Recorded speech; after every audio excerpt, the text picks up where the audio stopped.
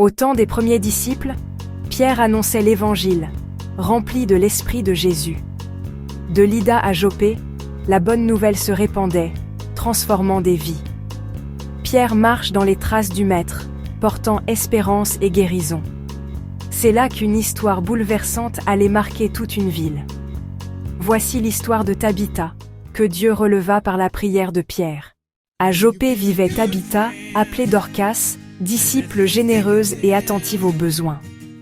Ses mains ne cessaient d'œuvrer, manteaux, tuniques, couvertures pour les plus pauvres.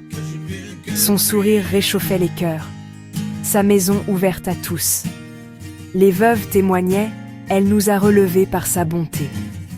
Jour après jour, elle servait avec humilité, sans chercher d'éloges.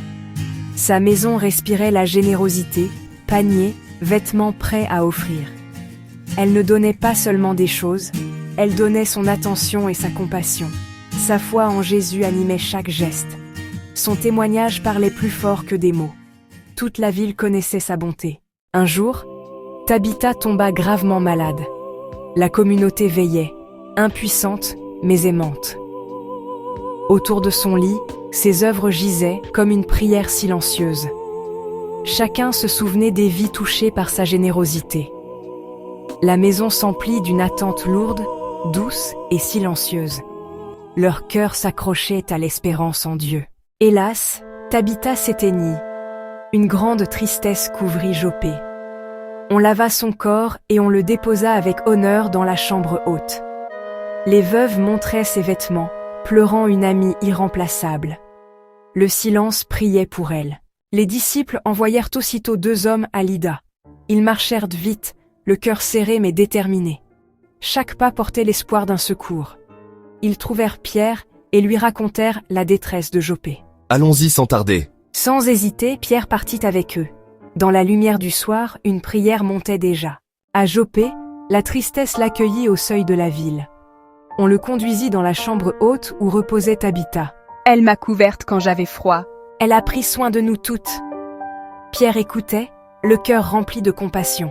Le Seigneur est proche des cœurs brisés. Chaque vêtement racontait une histoire d'amour en action. Alors, Pierre se tourna vers Dieu. L'espérance, fragile, commençait à renaître. Laissez-moi prier. Seul, Pierre s'agenouilla et pria. Seigneur Jésus, tout pouvoir appartient à toi. Conduis-moi, que ta volonté soit faite. Un silence sacré embrassait la chambre. Fortifié, Pierre se leva dans la paix de Dieu.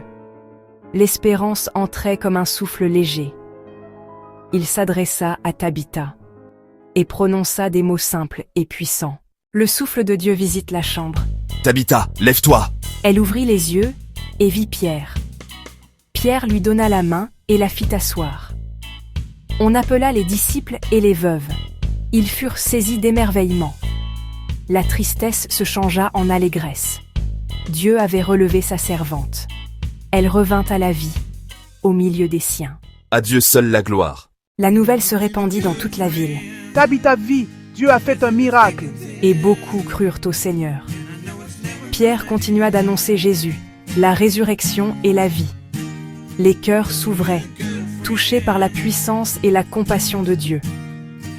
La preuve vivante se tenait parmi eux. Tabitha. La foi se répandait comme une lumière de maison en maison. La ville ne fut plus la même. Et l'Évangile continua son chemin. Dieu visite les humbles et se sert de la prière de ses serviteurs.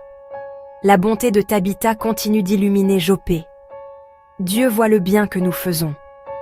Actes, chapitre 9, versets 36 à 43. Que cette histoire nourrisse notre foi et notre compassion. Merci d'avoir regardé. Abonnez-vous et partagez pour d'autres histoires bibliques animées.